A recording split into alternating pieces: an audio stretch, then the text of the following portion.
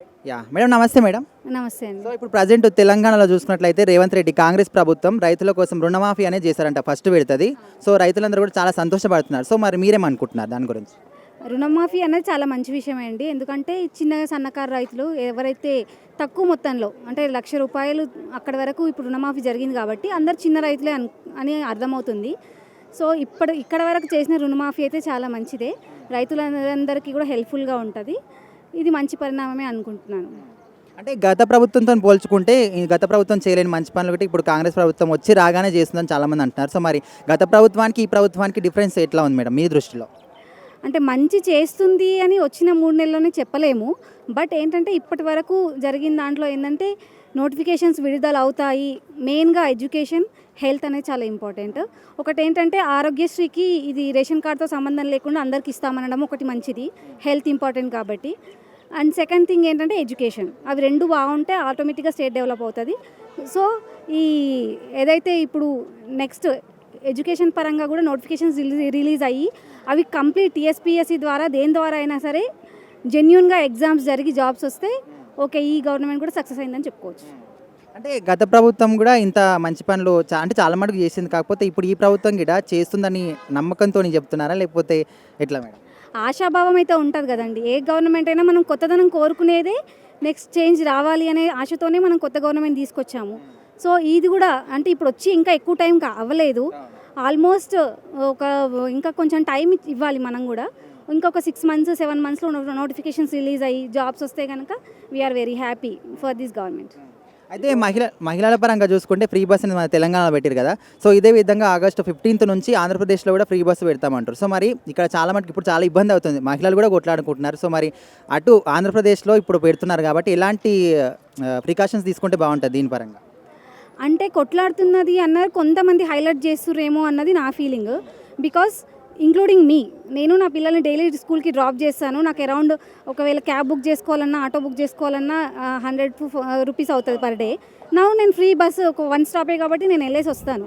అంటే around 80% working లేడీస్కి మెయిన్గా ఇప్పుడు ప్రజెంట్ నేను వర్కింగ్ కాదు, నా పిల్లల కోసం చేయట్లేదు. But many of my colleagues they are benefited. అంటే 80% బెనిఫిట్ అవుతున్నారు. 20% ఏదైనా అండి, ఏ స్కీమ్ వచ్చినా కానీ ఎక్కువ పర్సెంటేజ్ ప్రాఫిట్ ఉందా లేదా అనేది చూసుకోవాలి మనం. ఇందులో అయితే 20% ప్రాబ్లమ్స్ అవుతున్నాయి. ఎక్కువైంది, ట్రాఫిక్ ఎక్కువైంది. దానివల్ల ఏంటంటే కొన్ని బస్సులు పెంచితే బాగుంటుంది. కాకపోతే ఇది డెఫినెట్గా ఫ్రీ బస్ అనేది లేడీస్కి మాత్రం తప్పకుండా హెల్ప్ఫుల్ అండి. అంటే ఇప్పుడు చాలా మటుకు మనం చూసుకుంటే కొంతమంది 60 ఏళ్ళ వాళ్ళకే పెడితే బాగుంటుంది అంటారు, లేకపోతే చదువుకునే వాళ్ళకే పెడితే బాగుంటుంది చాలామంది అంటున్నారు కదా. సో మరి ఆంధ్రప్రదేశ్ వాళ్ళు మనం చూసి ఎలాంటి అంటే ముందుగా ఎలాంటి జాగ్రత్తలు తీసుకోవాలి దీని గురించి? ఆంధ్రప్రదేశ్ వాళ్ళు ఎలాంటి జాగ్రత్త తీసుకోవాలి అంటే ఇప్పుడు ట్రావెల్ అనేది ప్రతి ఒక్క పర్సన్కి ఇంపార్టెంట్ అండి. అది చిన్న పిల్లల నుంచి ఏవో 5 years నుంచి 80 years వరకు ప్రతి ఒక్కరికి ట్రావెల్ అనేది చాలా ఇంపార్టెంట్ అండ్ చాలా ఎమర్జెన్సీలో ఉపయోగపడేది. సో వీళ్ళకి మాత్రమే పెట్టాలి, వాళ్ళకి మాత్రమే పెట్టాలనే రిస్ట్రిక్షన్స్ తప్పు. అది నా ఒపీనియన్.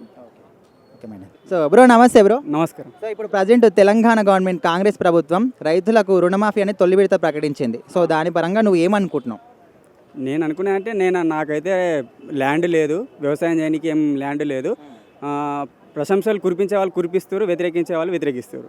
దాన్ని ఏ రకంగా తీసుకోవాలని నేనైతే జెన్యూన్, నేను ఏ పార్టీకి సపోర్ట్ కాదు, గతంలో ఉన్న టీఆర్ఎస్ ప్రభుత్వానికి సపోర్ట్ కాదు, ఇప్పుడున్న కాంగ్రెస్ ప్రభుత్వానికి సపోర్ట్ కాదు. నేనైతే జెన్యూన్గా చెప్పాలనుకుంటున్నా. అది వాళ్ళకి తెలుసు, ఇక రైతులకు తెలుసు. దాని గురించి నాకు పెద్దగా తెలియదు. Okay bro. మరి ఇంతకు ముందున్న గవర్నమెంట్ బీఆర్ఎస్ గవర్నమెంట్కి ఇప్పుడు వచ్చిన కాంగ్రెస్ గవర్నమెంట్కి ఇప్పుడు ఎట్లా ఉంది, పరిపాలన ఎట్లా ఉంది, డిఫరెన్స్ ఎట్లా ఉంది? అంటే గతంలో చూసుకున్నట్టే ఇప్పుడు దాదాపు 6 months గడిచినట్టే. 3 months బ్యాక్ ఏమనుకున్నామంటే సరే ఇంకా కొంచెం టైం ఇద్దాం, చూద్దాం, రాగానే ఎవరు చేయరు కదా, కొంచెం టైం ఇచ్చి చూద్దాం, టైం ఇచ్చితే వాళ్ళు ఏదైనా మార్పు తీసుకురాగలుగుతారేమో అనే ఉద్దేశంతో ఆగినాం. ఏదేమైనప్పటికీ ఈ 6 monthsలో కాంగ్రెస్ ప్రభుత్వం మీద వ్యతిరేకత అనేది వస్తుంది. ఎందుకనంటే కరెంటు కోతలు చాలా ఎక్కువైపోయినాయి. ఆ రైతులకు కూడా కరెంటు, విలేజ్లో వర్క్ ఫ్రమ్ హోమ్ చేసే వాళ్ళు ఉన్నారు, జాబ్స్, అనేక విధాలుగా కరెంటు కోతలు మాత్రం చాలా వచ్చేసినాయి కాంగ్రెస్ ప్రభుత్వం వచ్చిన నుంచి. నాకు వచ్చిన ఈ కాంగ్రెస్ వచ్చినప్పటి నుండి ఏమనిపిస్తుంది అంటే చారణ చేసి బారాన చూపించే రకంగా అనిపిస్తుంది. చారణ చేసి బారాన చేస్తున్నామని చెప్పి చూపించే రకం. బస్సు మహిళలకు ఫ్రీ బస్ అని పెట్టారు, అదే మళ్ళీ బస్ టికెట్ కూడా పెంచారు. At the same time bus ticket కూడా పెంచారు. అట్లా ప్రయోజనం ఏం లేదు కదా. అట్లా అంటే ఆ ప్రీ బస్సులన్నీ కాక ప్రీ బస్సులో లేకపోతే కరెంటు 500కే గ్యాసు, సో ఇలాంటి వాటి అన్నింటిలో ఇలాంటి జాగ్రత్తలు తీసుకుంటే మంచిగా ఉంటుంది అనుకుంటున్నారు? ఓకే, గుడ్ క్వశ్చన్ ఇది. అయితే గ్యాస్ గురించి నాకు మా ఊర్లో అంటే ఊర్లో చదువుకున్న వాళ్ళు ఉంటారు చాలా మంది. నా దగ్గరికి 2-3 వచ్చి ఇట్లా మాకు జీరో బిల్ అని వేసిర్రు, అది ఇంకా రావట్లేదు. ప్రజాపాలన స్లిప్లో రాసి ఇచ్చినని చెప్పి అంటారు, అది ఇంకా మాకు జీరో బిల్ రావట్లేదు. ఎట్ ది సేమ్ టైం సిలిండర్కి 500 రూపాయలకే సిలిండర్ అని చెప్పేసి అన్నారు, అది కూడా ఇంకా రావట్లేదు అని చెప్పేసి అన్నప్పుడు మేము అక్కడ ఉన్న స్థానికంగా ఉన్న ఎంపీడీ ఆఫీసులు అక్కడ ఉన్న అధికారులను కూడా కలిసినాం. అయినప్పటికీ వాళ్ళు ఇంకా డబ్బులు పడలేదు. అది వాళ్ళు సరి చూసుకుంటే బాగుంటుంది. అధికారులైనా కావచ్చు, ప్రజాప్రతినిధులైనా కావచ్చు, ఎవరైనా కావచ్చు, వాళ్ళు అది సరి చూసుకొని ప్రజలకు ప్రతి పేద కుటుంబానికి ప్రభుత్వ పథకం అందేటట్టు చూసుకుంటే బాగుంటుందని మేము అనుకుంటున్నాం. సరే మరి ఇప్పుడు ఏ ప్రభుత్వం అయినా కూలిపోవడానికి ముఖ్య కారణం ఏంటంటే యూత్కి ఎంప్లాయ్మెంట్ ఇస్తలేదని ఒక ముఖ్య ఉద్దేశం కదా. సో మరి గత ప్రభుత్వం ఇట్లా ఈ విషయంలోనే ఫెయిల్ అయిందని చెప్పుకోవచ్చు. సో మరి ఇప్పుడు ఈ కాంగ్రెస్ గవర్నమెంట్ ఉద్యోగాల పరంగా యువతకు అందరికీ ఇట్లా న్యాయం చేస్తా అనుకుంటున్నారా? నాకు మాత్రం పెద్దగా ఏం అనిపించట్లేదు. ఎవరు వచ్చినా వాళ్ళు చేసేది చేసుకుంటారు, వాళ్ళు వెనకేసుకోవడానికే ప్రయత్నం చేస్తారు. నన్ను అడిగితే మాత్రం ఏ ప్రభుత్వం వచ్చినా మరీ ముఖ్యంగా ఉచిత విద్య, వైద్యం, ఉపాధి ఈ మూడింటికి ప్రియారిటీ ఇస్తే మాత్రం డెఫినెట్గా డెవలప్మెంట్ అవుతుంది. కానీ ఎవరు మాత్రం వీటికి ఇవ్వరు. నేను అన్నట్టుగా చారణ చేసి బారాన్ని చూపించుకునే రకమే. రీసెంట్గా ఓయూ క్యాంపస్లో చూసుకున్నట్టయితే లాఠీ చార్జెస్ కూడా జరిగినాయి యూత్ మీద. అది టీఆర్ఎస్ మీద జరిగినాయా, బీజేపీ కార్యకర్తల మీద జరిగినాయా, లేకపోతే కాంగ్రెస్ వాళ్ళు చేయించిరా, అదంతా అన్నెసెసరీ, మాకు అనవసరం. అక్కడ అన్యాయం జరుగుతుంది అన్నప్పుడు నువ్వు వాళ్ళ మీద చేయడం మాత్రం తప్పు, పోలీసులైనా ఎవరైనా. సో ఓవరాల్గా కాంగ్రెస్ గవర్నమెంట్ గురించి మీరు ఏమనుకుంటున్నారు? చూద్దాం, ఇంకో 1 year 2 years చూస్తే తెలుస్తుంది. గతంలో ఉన్న ప్రభుత్వం 10 సంవత్సరాలు పరిపాలించింది కాబట్టి కొంతవరకు డెవలప్. ఇక్కడ మాత్రం హైదరాబాద్లో చూసుకున్నట్లయితే ఆల్మోస్ట్ టీఆర్ఎస్ వచ్చింది, ఒక సికింద్రాబాద్ కంటోన్మెంట్ మినహాయించి.